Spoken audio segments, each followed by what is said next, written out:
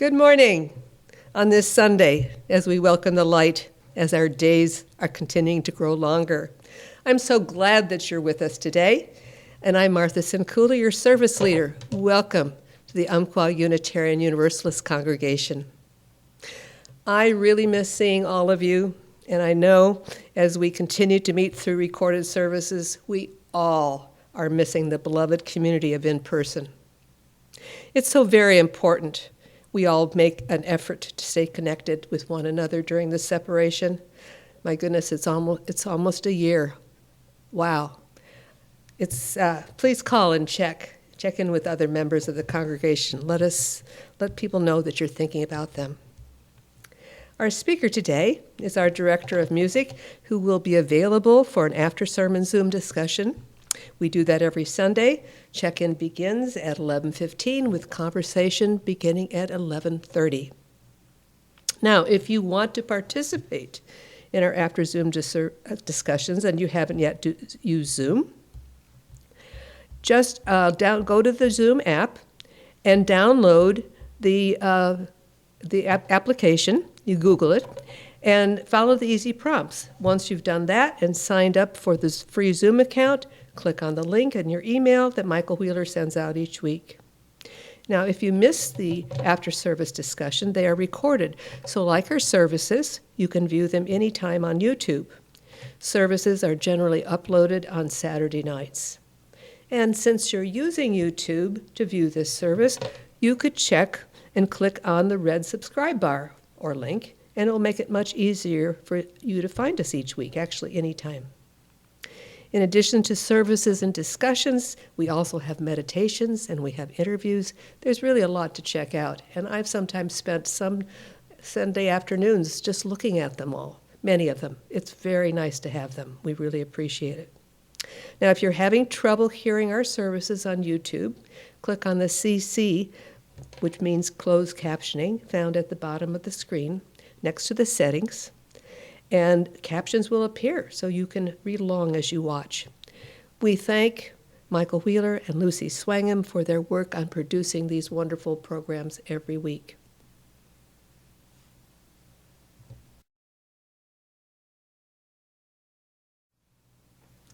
Our chalice lighting words this morning are by Beatrice Hitchcock. It is called A Reminder. The flaming chalice is the symbol of Unitarian Universalism. It is an everlasting flame for this community. It offers warmth to those who are cold. It provides light to those who would see. It purifies and transforms this sanctuary into sacred space, this congregation into sacred community. May its flame burn true and high and strong.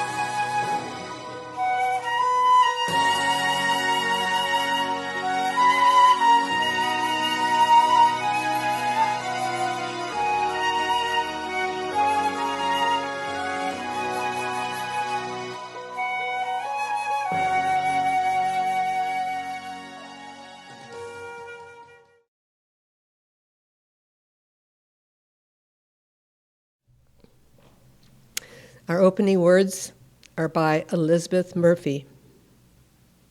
Art has a special ability to create innovations and new environments which advance civilization. The wide variety of ways the arts stimulate learning and their unique power for interactions with societies around the world and with the rich diversity of groups within this country. Yet, we cannot forget that the most important value of the arts is in their very existence and being. Ars gratia artis, art for the sake of art.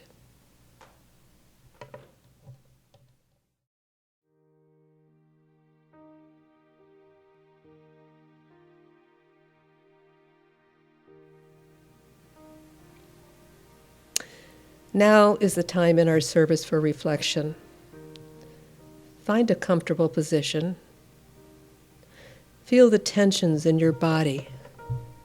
Relax. And as we take a slow breath in, breathe in peace. And a slow breath out, breathe out love. Peace, love. Peace, love. Let us gather our energies as we participate in our meditation. Listen to the words, spend some time in silence, and enjoy the music. Our piece today is called Silent Noon by D.A. Rossetti. Your hands lie open in the long, fresh grass. The finger points look through like rosy blooms. Your eyes smile peace. The pasture gleams and glooms 'neath billowing skies that scatter and amass. All around our nest, far as the eye can pass, are golden kingcup fields with silver edge. Where the cow parsley skirts the hawthorn hedge, 'tis visible silence, still as the hourglass. Deep in the sun-searched growths, the dragonfly hangs like a blue thread loosened from the sky. So this winged hour is dropped to us from above. Oh, clasp we to our hearts for deathless dower this close companion, inarticulate hour, when twofold silence was the song of love.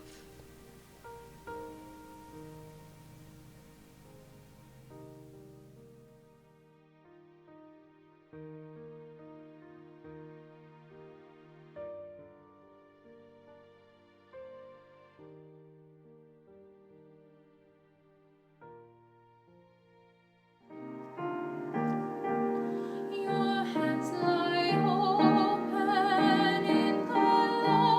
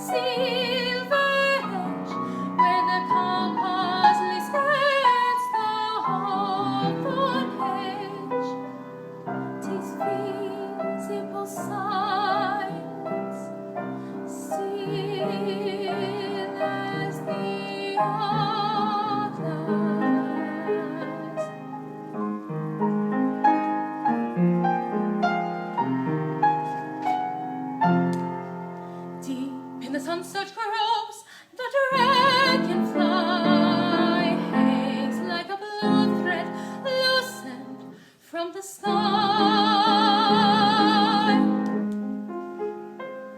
So this winged eye is dropped to us from above.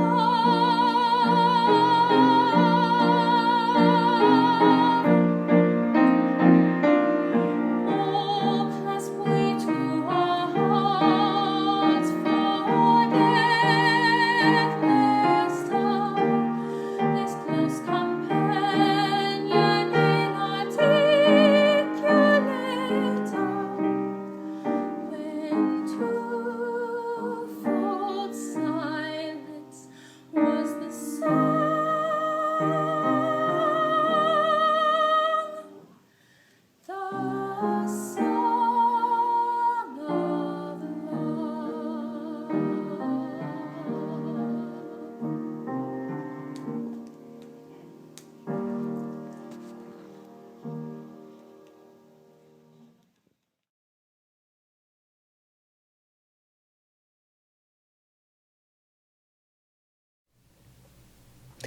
Our speaker today is our very own Michael Wheeler, our Director of Music. He holds degrees in music theory and ear training, music history, ethnomusicology, an MFA in music composition, and a Doctor of Sacred Music. He also has advanced diplomas in philosophy, psychology, and sociology, as well becoming an ordained minister.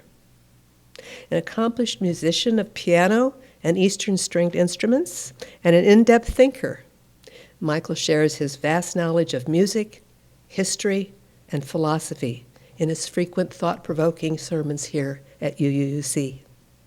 His primary focus in the ministry is examining the role of the story in its shaping the self and community. He is also our director, videographer, and editor of all our recorded sermons that you are seeing every week, doing excellent work. Thank you, Michael. Well, thank you for having me back for yet another Sunday. You know, I was thinking about many of the AEO discussions that we've been doing, particularly the ones that I've been hosting. And I think about my role whenever there's a group discussion. And this really goes back to spending my time as a college professor and trying to help students to narrow their focus in what exactly they believed and why. And so I developed a habit pretty early on of whatever position was being assumed, I would just naturally take the opposite position. And normally I would take an opposite position in some kind of extreme, right? And this is very useful because when somebody is confronting an extreme opinion or an extreme opposition, it's very easy for them to identify what it is they don't agree with. And then it forces them to find, if they find anything of agreement, it's usually a hard-fought agreement. So these are useful tactics in trying to get people to articulate where they're coming from in the most expedient way. Now, of course, the biggest drawback to this method of discourse is that the person who is taking the opposing standpoint, the teacher, or, in these later discussions, the moderator, me, is that you end up not actually standing for anything. And that's very troubling. So I'm blessed today because I get to actually talk about something that I fervently believe, as opposed to what my role has been, in some of these other avenues that I've taken in life. So I was thinking back to the time in my life that I was moving out of my parents' house. I was about 20 years old. I'd spent 2 years at community college and was ready to strike out on my own in the cultural edifice that was Phoenix, Arizona. And as a going away present, my painter friend for my 20th birthday His name is Jeffrey. And Jeffrey gave me a 36-inch painting of something that he had been working on for me. This was painted for me. And it's still hanging. It is, I forget who the model was that he actually used, but I've never stopped enjoying it. Every time I walk by, it kind of reminds me of that period of my life, and how wonderful that period of my life was, because I had a great group of friends, that mostly came from the community theater and from the college in Yuma, Arizona. I moved from Yuma, Arizona to Phoenix, Arizona. And we really grew to be kind of like an extended family. And how that got me through my teenage years in a substantial and beautiful way. And that's one of the early things that I could say about the beauty of art, is that we can attach an aesthetic to it that is wholly our own. I don't believe that when Jeffrey was painting this beautiful portrait of a woman holding a sheet, that he was trying to attach all of the familiarities that we had experienced together, or, that group of friends, for better or for worse, had enjoyed together. But yet there it is, right? I didn't really have anything to do with the painting of that image, but I could superimpose those beautiful memories on it. And in moving to Phoenix, I had this fantasy of building this network of creative thinkers and poets and philosophers, and we would stay in my condo. We'd stay up till like 3 or 4 in the morning, drinking bourbon and talking about Plato's theories of the philosopher king, and carefully dissecting the mysteries of the universe and society, and I'm happy to say that for the most part that did happen from time to time. But also, what also happened was the vapid evenings of drug use and showing up late for work the next day, and all sorts of trappings, I suppose, that you could say are coupled with the youth experience that maybe some of you have had as well. But I'm afraid that as we grow older, as our experiences grow more, we become somewhat numb to our principles and our goals and our beliefs and our ambitions. And this certainly happened to me as I got more involved in my professional life, as I got more involved in the profession of teaching and being a professional musician. It's very easy to lose sight of the kind of fantasy principles, the fantasy life that you set up for yourself of having these absolutely beautiful and laudable goals, can get lost in the mundane. Even if you enjoy what you're doing, and I've been very blessed in my life to enjoy what I do for a living. So it's easy to forget those things, that is, until someone or something reminds us of it. So enter this young man doing a response video, or an experience video, I guess you could say, to one of the truly great arias of Italian opera. And this is Puccini's Nessun Dorma, None Shall Sleep, right? This young man who never really experienced opera or classical music was recommended to listen to this aria sung by Luciano Pavarotti, quite possibly the greatest modern singer of opera, certainly in the 20th century, maybe in the past 200 years, who knows. And he's videotaping himself and recording his reaction to this extraordinary piece of music. And I want to take a break, and I'd like for you to watch. This is very meta, This is very meta because right now you are watching a sermon of somebody talking about watching a response video of somebody listening to an aria that's been recorded by a professional singer years ago. So, just embrace the meta-ness of this experience. So let's watch that, and let's watch some of his reaction to it.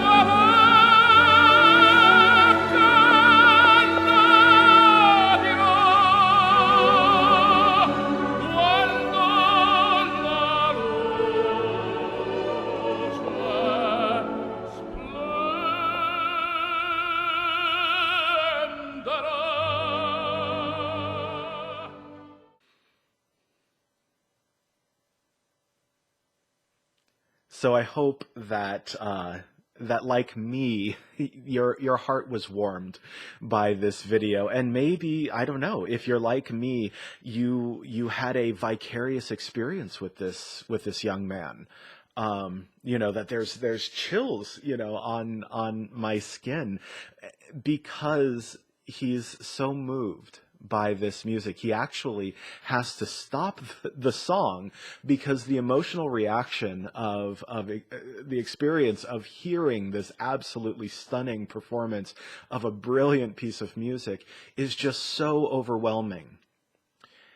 And it gives us some insight, the humanness of vicariousness. I was 12 years old the very first time I heard this piece of music, and I've got to tell you, the experience of hearing, and it was Pavarotti's version, the experience of hearing this piece of music was something akin to somebody rolling a tank up to my chest and firing, that bolt, that tank ammunition, right through my body. I was completely destroyed by this piece of music emotionally. And, and not much has changed, to be honest with you. I still listen to this song and, I feel the tears just like welling up, as a combination of not only this like beautiful melody and beautiful lyrics and a beautiful performance. It is an absolutely delicious experience. And I think that this hints a little bit about the joys of parenthood. The gym that I used to go to, there was a man there who, this guy trained like nobody I've ever seen in my life. I've never seen somebody work so hard at the gym, and I work pretty hard at the gym, but this guy, there was just, no comparison. But one day he brought in his son, and his son was maybe like, I don't know, 3 years old or so. And the kid was just kind of exploring around some of the free weights and weighted medicine balls and things like that.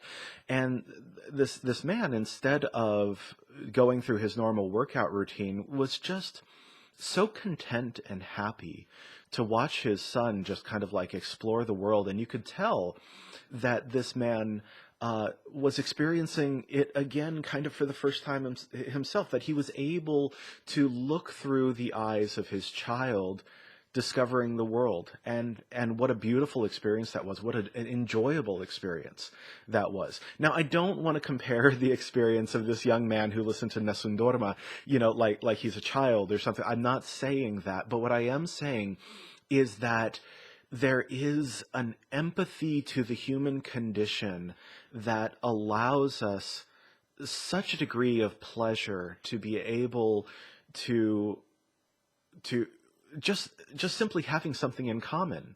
This man listening to this piece of music, I have no idea what his politics are. I have no idea what his philosophy is. I have no idea what his religion. And frankly, I don't care, right? If we were to meet, he could probably recommend something that I would enjoy. I could recommend art that he would enjoy, and we could probably have a great conversation and never touch on any of those things that I just mentioned, right? And so in these discussions about unity, like how do we come together as a people, I think we might be missing one of the most important things that's been ignored. And if you've been listening to the AEOs, God bless Sharon, because we've been talking so much about like STEM education and how do we get, women to be equal partners in society, and, are they being forced into STEM positions versus, do they actually want to be in STEM positions?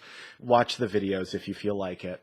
But one thing that Sharon brought up was that we are ignoring the arts to our detriment. And I have to say that is one of the wisest things I've heard all week, because I truly believe that if more people were to gather in the concert halls or in the museums and just take a moment to experience the sublime beauty of some of these great minds that produce things that might be beyond the verbal description, I think we would have a much better starting point to how we can exist as brothers and sisters in this world.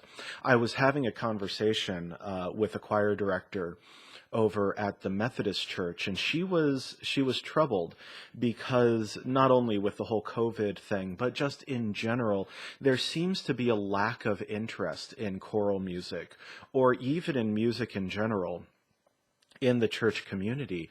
And she wanted to have a conversation with me about why music is important to the church experience. And I had to think about it for a second. And it kind of took me back, because it's not often that I find myself lacking words. But I thought to one of my favorite movies. I forget how to say it in French. It's a French film, but it translates to All the Mornings of the World. And it's a biopic about the great composer, Monseigneur de Saint-Colombe, who was a late Baroque composer, so I think like 1650 or so. But he wrote for the Viol de Gamba, and it's a beautiful film with Gerard Depardieu, and Jordi Savall plays the soundtrack. Anyway, there's a conversation between the teacher who teaches Viol de Gamba, a bode, a cello-like instrument, and his student, and they're both very old. And they're talking about the nature of music. And finally, Gerard Depardieu's character says, we have to have music for the things about which we cannot speak, right? So within the church experience, there are dimensions of worship. And worship to me is really that communing with God, right? Or if Donna were here, or, they might say tapping into higher frequencies, or, experiencing the spiritual reality that is not necessarily what we experience in the material world, right? All of that to me is synonymous. And so what are the ways that we're able to communicate with God? Well, we listen to the sermon, right? And hopefully that sparks within us new ideas and new thoughts, new understandings. We pray or meditate, and that is the calming comfort, perhaps, of peaceful reality. And then there's music. You know, music is the vigorous, it's the vital part of the service, right? Now, all of these are ways to commune with the divine, but not one of these is capable necessarily of accomplishing what the other can do. There can be overlap, but not one of these is going to be better than the other. And that made me think, actually, of the Trinity, which is kind of a funny thing talking to a group of Unitarians, but I'll give you the Trinitarian mindset, you know, that we have the Father, the intellect, which takes the place of the sermon, right? We have the Logos, which is the Word made flesh, right? And that's the music. And then we have the Holy Spirit, which is the meditative, right? So it was just a thought that came to me. And of course, the way that we experience art is as varied as the arts that exist. And so I wanted to end this sermon really thinking about the poem Silent Noon, which was read by Martha for the meditation and then sung by that wonderful young lady who, unfortunately, I don't have her info in front of me, but the link will be in the description. And if you read the poem Silent Noon by Dante Alighieri Rossetti, the brother of the famous English poet Christina Rossetti, up until the last two lines, the entire poem is a description of this peaceful, tranquil countryside. And the entire poem gives a structure that would lead you to believe that time stands still, right? That so this winged hours drop to us from above. Deep in the sun-searched groves, the dragonfly hangs like a blue thread loosened from the sky. You know, there's the line, still as the hourglass, right? All of these beautiful word paintings that would indicate a stillness of time. And then he ends the poem by saying, when twofold silence was the song of love. And I love this poem so much because Dante's wrong. It's not silent. It's not silent at all. It is thunderously cheering in beauty. And that's what the twofold silence is the song of love is. It's the appreciation of beauty, and because the appreciation of beauty is there, love can be. And we are in February, after all. I'm always very grateful. I would love to be able to talk about this on Sunday. I hope you all have a great day or evening or whatever you're experiencing when you're watching this. Take care.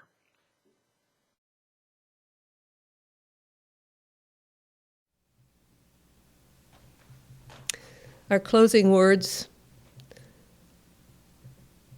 are by an author that is unknown. When spiders unite, they can tie down a lion.